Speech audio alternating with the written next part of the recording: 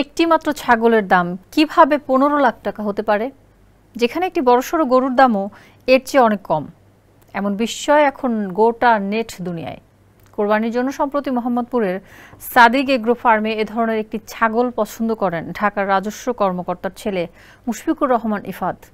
দাম 15 লাখ টাকা হলেও তিনি 12 লাখ টাকা দেওয়ার প্রতিশ্রুতি দেন। 1 লাখ টাকায় ছাগলটি বুকও করেন।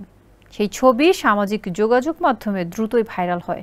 কিন্তু প্রশ্ন হচ্ছে, ছাগলের দাম এত হয় কিভাবে? বিস্তারিত দেখুন রুশা সুরের প্রতিবেদনে।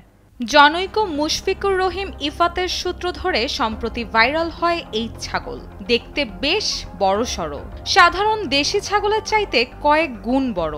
তবে সেসব বড় কথা নয়, মূল আলোচনা এর দাম নিয়ে। বলা হচ্ছে এই ছাগলের দাম 15 লাখ টাকা, অথচ এই টাকায় কোরবানির পশুর হাটে ন্যূনতম 20 মণ ওজনের বড় আকারের গরু কিনতে পারতেন ক্রেতা।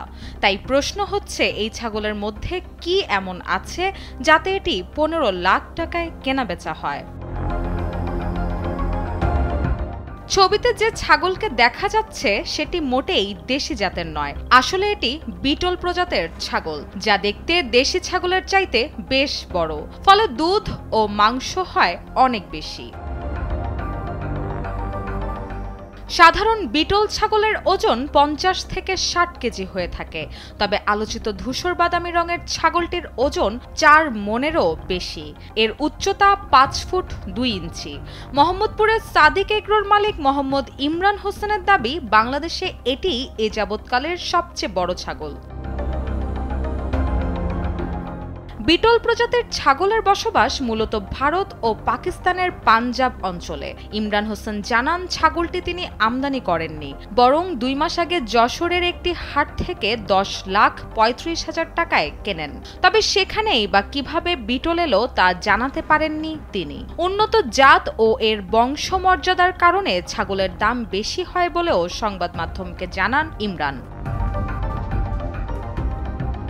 কোরবানির আগে সাদিক এগ্রো ফার্ম থেকে 15 লাখ টাকায় ছাগল কেনেন ইফাত। পরে জানা যায় তিনি ছাগলটি কেনেননি, বরং বুকিং মানি হিসেবে 1 লাখ টাকা জমা দেন।